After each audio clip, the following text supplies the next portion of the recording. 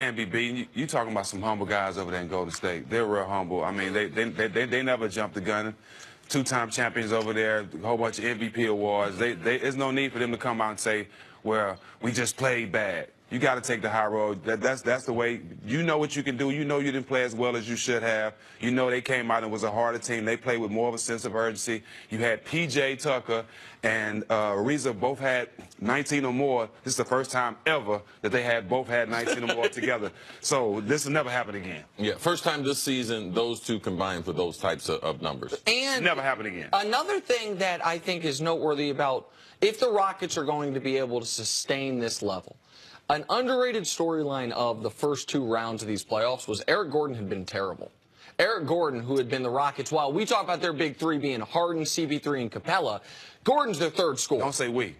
I would never put Capella in the big three. Well, that's their primary three. That's their most prominent three starters, the guys they were 50 and from a stat standpoint, yes, it kind of it's part of the conversation because we always talk big threes in basketball. Right. I add Eric Gordon because he could be a sixth man of the year. Okay, sure. Well, then certainly offensively, their big three. Right. Take Capella out, put Gordon in. Gordon had been bad in the first two rounds of this series, of these playoffs.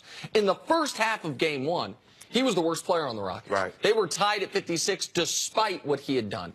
He got it going in the second half. When the rest of the team was struggling, he got it going. And then last night, he was lights out. They need him because he's one of the guys that pulls up. I think only Lillard, Steph, and LeBron took more deep threes than Gordon this year. Gordon will pull up from 4 or 5 feet beyond the arc. He can stretch the defense. Him playing well is much more sustainable than P.J. Tucker shooting 89% and scoring 22 points. I definitely agree. P.J. Tucker's going to have open looks.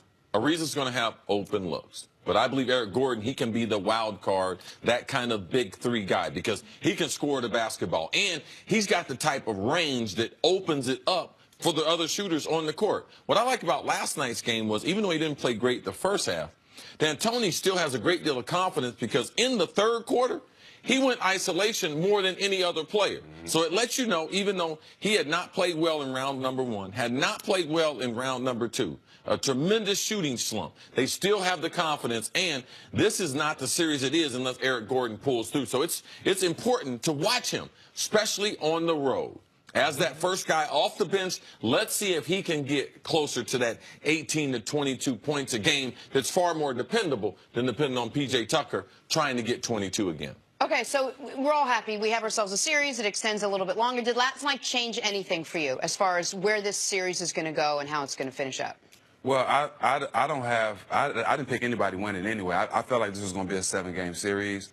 You know, with James Harden, just how dominant he's been all year. Something's changed. It's 1-1. But it hasn't changed the confidence of either team. I think Golden State's going home real confident. They know they didn't play well. They're going to play well at home. And Houston's still a confident team now. I think they're more confident because they got to win now. They're not going to Golden State 0-2. So I don't really think nothing's changed. I just think both teams are more confident going into game 3. Here's what I will say that could be, and this might be obvious, the determining factor of this series. Are we going to see the MVP Steph Curry show up? And if so, is it going to be a 1-game aberration, or is it going to be the aberration is going to be these 2 games in Houston? Because KD is so locked in that we've seen over the last few games. There's no guarding him. But KD also is not getting anyone involved. KD has 75 points and 1 assist. Stat line. I think that was his stat line, nearly his stat line from the 81-point game. Like, you look at that, 75 points, 6 rebounds. 1 assist, no steals, 1 block. Now, no one's complaining about that because he's scoring at such a high efficiency. He's creating the offense. He's been great. But for the Warriors to be the juggernauts that they were last year, they were at the beginning of these playoffs, Steph has to, it's not just 1 MVP. It's got to be the reason they're juggernauts is they got 2 MVPs. So that's, to me, the big question going to Golden State is, how good can Steph Curry be when they get back to Oracle? We know how loud Oracle gets, and we know how he gets to shooting from half court at Oracle.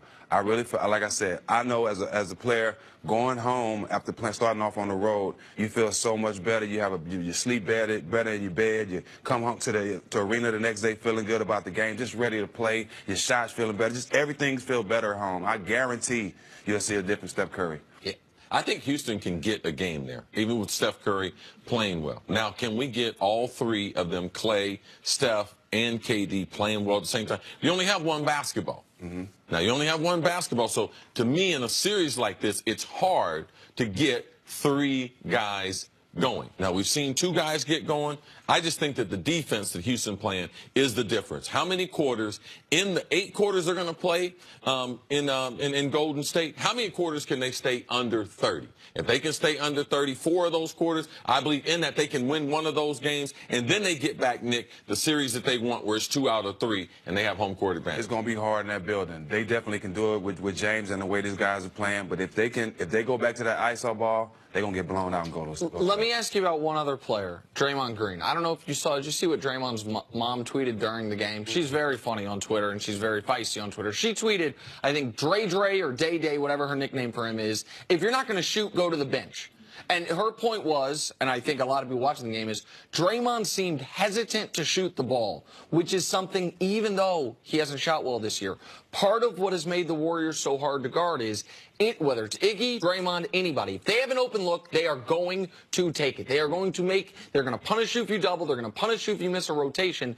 Do you think Draymond in Oracle will be more of a threat offensively? We know how great his defense is. He was one of the best players on the court in Game 1. He was very good defensively in Game 2 as well. I'm not worried about as far as shooting wise.